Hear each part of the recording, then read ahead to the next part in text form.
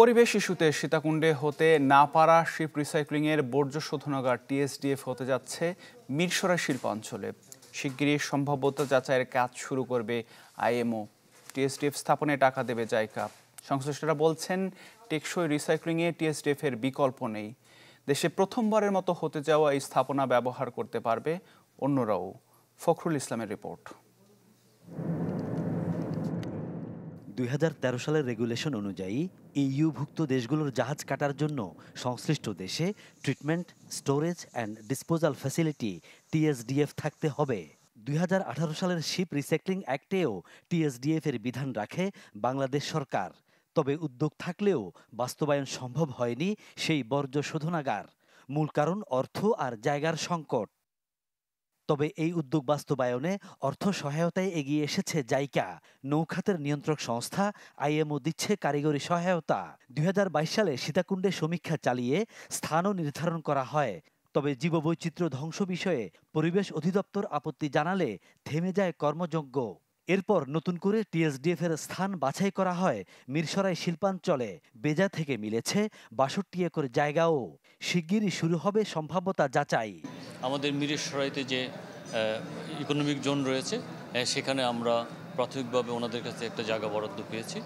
আমাদের feasibility study এবং যদি শেষ হওয়ার পরে যখন আমরা ফান্ড পাবো, তখন পরিবেশ সহ অন্যান্য আমাদের যারা স্টেক হোল্ডার আছে ওনাদের সাথে কথা বলে ওনাদের কনসেনসাসের ভিত্তিতে আমরা টিএসডিএফটা মিরসরাইতে স্থাপন করব।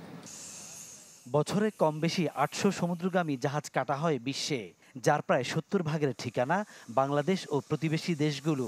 একসময় অ্যাসবেস্টস সহ নানা বর্জ্য থাকলেও আন্তর্জাতিক সংস্থাগুলোর কঠোরতায় ক্রমেই বর্জ্য কমেছে প্রতিটি জাহাজে। তাতেও কাটার পর যে বর্জ্য মেলে তা শোধনের জন্যও প্রয়োজন টিএসডিএফ।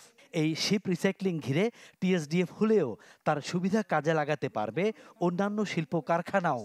রিসাইক্লিং এর জন্য এখনো আস্তে আস্তে করে প্রায় 16,000 শিপ উইল কাম। আমরা যদি এখন শুধুমাত্র বাল্ক ক্যারিয়ার, ট্যাঙ্কার বা নর্মাল কার্গো জাহাজ নিয়ে চিন্তা করি, পৃথিবীতে বহু অয়েল রিগ, সেখানে কিন্তু প্রচুর পরিমাণে হাজারাস ওয়েস্ট এখনও ইউজ হয়। তারপর হচ্ছে এলএনজি, এলপিজি, সেখানে এখনও অনেক পুরনো এলপিজি, এলএনজি রয়ে গেছে, সেখানে hazardous waste. So I should be prepare. Waste management ফ্যাসিলিটিটা আমাদের খুবই জরুরি, যেটা ইন্ডিয়াতে আছে, টার্কিতেও আছে। তো আমার মনে হয় এটা যদি হয়ে যায় তাহলে আমাদের যে অ্যাডভান্টেজটা বা ইন্ডিয়ার উপরে বা টার্কি থেকে বেশি যে আমরা রিসাইকেল করি, টিএসডিএফও যদি হয়ে যায় এবং আরও কিছু ইয়ার্ড যদি ডেভেলপ হয়ে যায়, তাহলে যে বিশ্বে আমরা লিড দিচ্ছিলাম এতদিন, গত 15 বছর বা 20 বছর, সেটা আবার দেওয়া সম্ভব হবে। বর্তমানে সীতাকুণ্ডে দেশের একমাত্র রিসাইক্লিং অঞ্চলে প্রায় অর্ধশত ইয়ার্ড থেকে যে বর্জ্য বের হয় তা পরিশোধন করা হয় দেশের বিভিন্ন শিল্প কারখানায়।